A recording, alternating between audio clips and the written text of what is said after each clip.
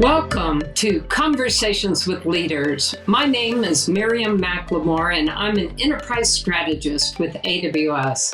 I have the great privilege today to have Scott Reese from Autodesk with us here. Scott, could you please tell us a little bit about your role at Autodesk? Yeah, of course. Thanks, Miriam, for having me. So I'm Scott Reese. I'm the Senior Vice President of our Manufacturing, Cloud, and Production group here at Autodesk. And if you're not familiar with Autodesk, we make software for people who make things. And things are pretty broad reaching. It could be anything from the buildings, the bridges, and the roads in the AEC space that we use every day, to the cars or the robotics that are automating things, to the consumer products that we all use, or even in the digital world, the movies and video games that we all know and love. Our customers are responsible for all of those things. Now, a little bit about me and kind of my background. So I'm an engineer by education and kind of background, but I'm an entrepreneur by nature. So I always had my own companies, and I ended up running a little company that Autodesk acquired. The thing that I found magical about Autodesk is my passion has always been the intersection of technology and business. And when you can find a company that also is purpose-driven and really focused on making an impact, that's pretty awesome. So I think I have the coolest job in the world. I get to work with all these amazing customers, but I also get to lead a team of over 1,500 professionals who get to work with those customers to tackle some of the world's most important challenges that we have ahead of us. Can you tell us a little bit about Autodesk's transition to cloud and the purpose behind that? Yeah, sure. So remember, we're over a 38-year-old software company, and think back 38 years ago, we're talking about floppy disks. I think it was 5.25-inch floppy disks, if I'm not wrong, when we got started. So when you think about a transition, if you think about a leader's role in that, the way we look at it is our job is to provide clarity about what outcome we're trying to drive. I read a book recently from Bob Johansen that has a quote that I just love, and it's something that I use a lot. And it says that the future will reward clarity, but punish certainty. And, for us, we want to make the best decisions that we can with the information that we have at the time. That gives us the ability to go fast and be agile and then correct over time. But really that clarity that we try to drive to is to ground everything that we do in customer and what's good for the customer, and make sure that we are establishing and putting their trust ahead of everything. And from a culture perspective, one of the things that we've been focused on is really driving courageous conversations, because we need to have the challenging conversations internally to make sure that we're doing the right things for the customer that drive their businesses forward, establish and maintain trust as the foundation of that relationship. Scott, as a customer that works with Amazon, I imagine know that earning trust is absolutely core to and one of the Amazon leadership principles. So I love that commitment at Autodesk as well. And I sadly have been in technology long enough to remember the big and small floppy disk. Talking technology to customers and making that translation is key to what we do at AWS, and I'm sure key to what you're doing at Autodesk as well. Can you share a little bit about how you make technology accessible to your customers? Yeah, definitely. With all of this transition, experience rules. And throughout the history of software, that hasn't always been the case. But in this era of cloud and mobile, I can't say it enough that experience rules. And it's really given us the opportunity to do two things. Even for the expert technologist, we have the ability to democratize some of that expert level technology. that's only been accessible to the experts historically. So cloud and mobile has given us the ability to reach a much broader audience. It's also given us the ability to bring everyone into the process. So whether it's executives in a manufacturing company or in a media and entertainment company or someone in purchasing, they all have a role to play. And cloud and mobile have given us the ability to provide the information to them and the workflows that it needs to really make the entirety of that company more successful. But I can't say it enough, experience rules. Without an amazing experience, they simply cannot partake in the process. Completely agree. And so when you're working with your team, and it's a very large team, as you said, what are some of the best practices that you could share with us about establishing a vision for your team and making sure that your team is achieving against that vision? Yeah, we all do our best work when we're driven, we're really connected to the mission. And, at the broadest levels, Autodesk has an amazing mission, which is all about helping people imagine, design, and make a better world. Now, my group in particular, we're focused on the make side of that. So for years, we've had millions and millions of users designing different elements of the world with our software. And my group is focused on helping them make it. So when we think about that broad vision, it's pretty easy for our folks to get fired up about coming to work. Recently, in my group, we ran a My Why campaign. So we're all here for that broad mission, but each of us have a different element of it that really gets us fired up. And in this My Why campaign, what we were doing is helping every employee kind of share what it is that drives them with the broader population. And we found that to really be contagious. People really love that, and people are more fired up than ever. Some of the things that people shared, especially with the recent COVID-19 pandemic, a lot of our customers were able to use our technology and we made it available to them for free for a good while so that they could tackle the personal protective equipment challenge. And people shared how meaningful that was to them to be able to do that and help focus on driving those customers' success. Sustainability is such a worldwide problem. And if you think about the broad array of things that our customers deliver to the market, our solutions really have a big opportunity to deliver more sustainable outcomes. And a lot of our employees rallied around that. But we also have customers that are doing things like designing nanorobots that travel the bloodstream and fight cancer from inside of the body, or making incubation technology that are accessible to the masses that drive infant mortality rates down by 75% in third world countries. So our customers do amazing things, and being able to leverage cloud and mobile technology to help make it more accessible to the masses is something we rally around as a company. Yeah, and I am sure your employees find it very easy to rally around a vision of making a better world. Switching gears a little bit, can you talk to us about how Autodesk views the importance of data for the industries that you serve? Yeah, definitely. And, this shift to the cloud, as you well know, has been underway for a while. But, with the whole COVID-19 pandemic, that just accelerated it for a lot of our customers. Cloud was optional pre-COVID. And within about a 24-hour period, every customer was working from home. So luckily, we've been investing for several years to make that shift to the cloud. So we were ready with products like BIM 360 to help our construction and our architecture companies really continue their projects and their work with a very distributed workforce. But a big part of that is about the data. It's not just about storing files in the cloud. The data has to work differently. What our customers do, so much of their processes are starting to converge, and that requires us to serve up workflows that leverage that data differently. So not only have we put the data in the cloud, we've fundamentally changed how we think about data so that we can automate so many of those workflows. You talked earlier about customer experience, and now there's an aspect of data as part of that experience. Is that something that you talk about with your customers? We really do. And, we're driving it, our customers are driving it, the industries are really doing some pretty interesting things here.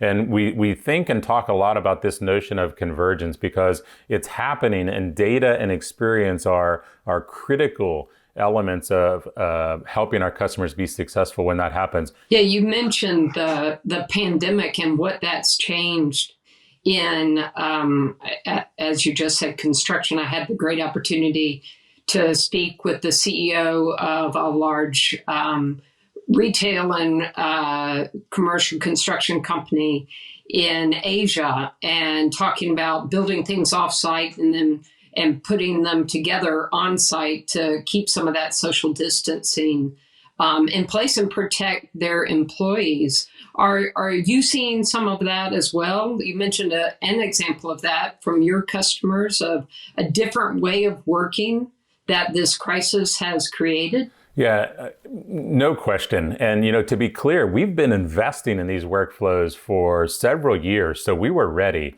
Whether it's off-site construction or near-site construction, these are workflows that we've developed over the last several years. And when the pandemic hit, we were ready to help customers straight away. And, we had customers reach out and say, hey, we've kind of dabbled with this cloud thing for a while, but now we're going all in. Are you guys ready? And, we were happy to be able to say, of course we're ready. And for a lot of our customers, the feedback we've gotten is, hey, we've never missed a beat. We just kind of carried on. So overnight, almost literally, our customers' process has changed. Again, cloud was optional. Now cloud is no longer optional. Cloud is required. In a lot of ways, just, for these companies to survive. And luckily, we're in a position to not only help them survive, but thrive with the change. Yeah, and, I've talked to several customers. It's, the small silver lining on, a very challenging environment that we're operating in is the speed of decision-making has absolutely increased, and the adoption of new and more current technologies.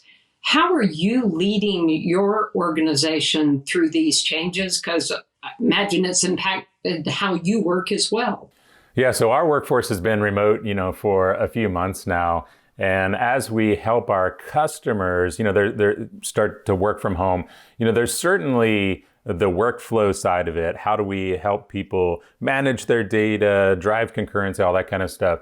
But, there are really three elements that we keep at the foundation of everything that we do. And that's really all about performance, reliability, and security. Because from a capability perspective, no matter how capable it is, if it doesn't perform, if the customer doesn't feel it's reliable or secure, they're not going to use it. They're not going to bet their company on it. So that's been a big shift for us over the last several years. And again, we were ready.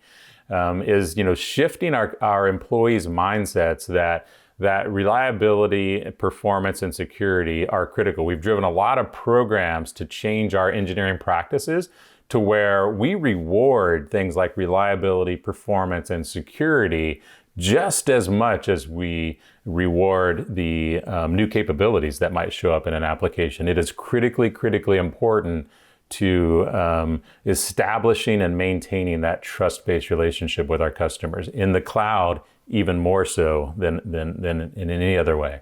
And how do you talk to other leaders about data in the cloud? Because as you mentioned, some of these customers are just getting, into cloud now, and I'm sure have those security concerns that you mentioned. How do you explain it to them? Yeah, so we've invested in a world-class security operation team for years. So what we found is that just having that conversation with CIOs of our customers, helping them understand our practices, whether it's gaining SOC 2 compliance on a particular application, the conversation is what we found to be key, and giving them access and exposure to our security team so that they can see how serious we take it and what level of investment that we've made there. But, making sure that our customers know that it's not just capability that we're focused on, it is that notion of performance, right? So things aren't going to lag. We know how to make these things performant when you're working in a distributed manner.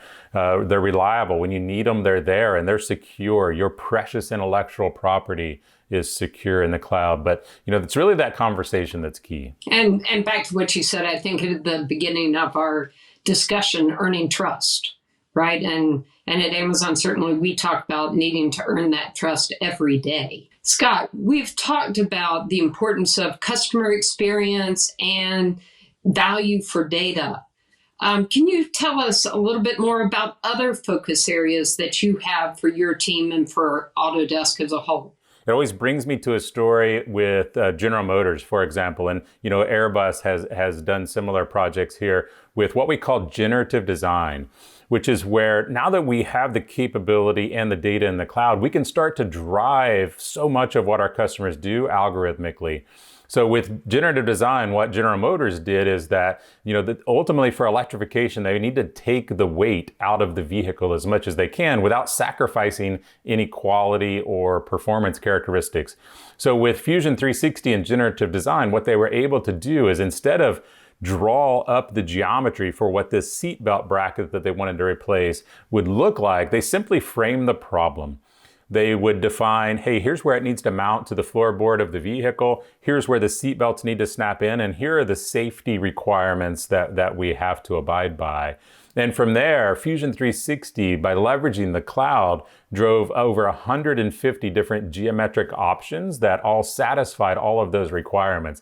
And the end result was that they took what used to be a 9-part seatbelt assembly, and it came out with a single part that was 40% lighter than the original seatbelt bracket, but it was also 20% stronger. So they found a simpler outcome that was more performant and lighter than the original. So again, by having the data in the cloud, it's not just about having the data in the cloud. It's about what can we do with that data in the cloud. And generative design is a great example of that. And then insights, this is kind of self-explanatory. Now that we have the data in the cloud, we can drive AI and machine learning across that data and be able to deliver more and more value to our customers. So it's something that, think back to our mission of helping our customers imagine, design, and make a better world. These are the things that get us really excited about our opportunity to do that. Yeah, I imagine your employees get very much behind these ideas of data automation and insight. How do you keep them motivated and drive connection across your employee base? Yeah, there's really a couple of things. So, first, we talk a lot about being a customer company. We're not into intellectually stimulating exercises that aren't grounded in what outcome are we trying to drive for our customers. And then that's the other thing is let's stay outcome focused. Let's not talk about activities. Let's talk about outcomes. So when we ground things in, the customer need and then the outcome that we're trying to drive, people get pretty fired up about ultimately what we're doing there. And then from a growth and development perspective, we're very much about performance management. We try to make it a constant dialogue versus, hey, let's talk about your annual review. Now let's have a constant dialogue about not just your performance, but also your development.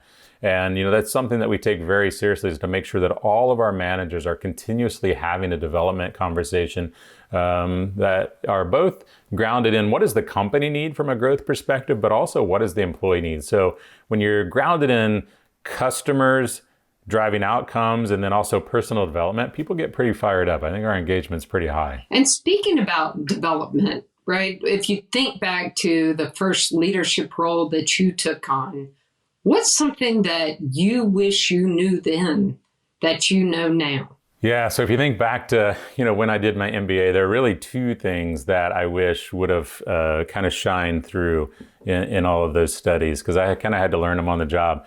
So one is, when I first took on a management position, I was running my own company and I thought I had to have all the answers. I thought that was my job. I'm in charge, right? I must have all of the answers. And, it took me a while to realize that that's not my job at all. My job is to hire the right people and then empower them to do great things.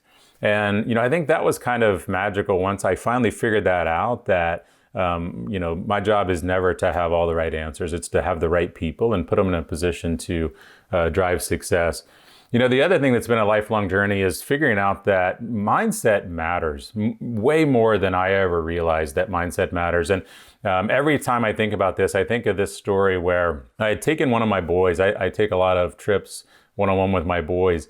And my now 16-year-old was 5 at the time, and we'd gone to an amusement park where we're riding the rides, and while that's what I was focused on, his mind was totally focused on playing the games and winning the prizes. So I had to strike a deal with him early in the day. I'm like, look, if you'll just stop talking about playing games and ride the rides, I'll let you play games at the end of the day. So he held up his end of the deal, and at the end of the day, I gave him $10, and I said, okay, play whatever games you'd like. He picked out a basketball game, which if you've been to one of these amusement parks, these basketball games, the rims are small and the ball will barely fit through the hoop, and they're overstuffed with air so that they're really bouncy. It's impossible. He's never going to make any of these. So in my mind, I went into that thinking that this was a $10 donation that's going to get us on the way to the car.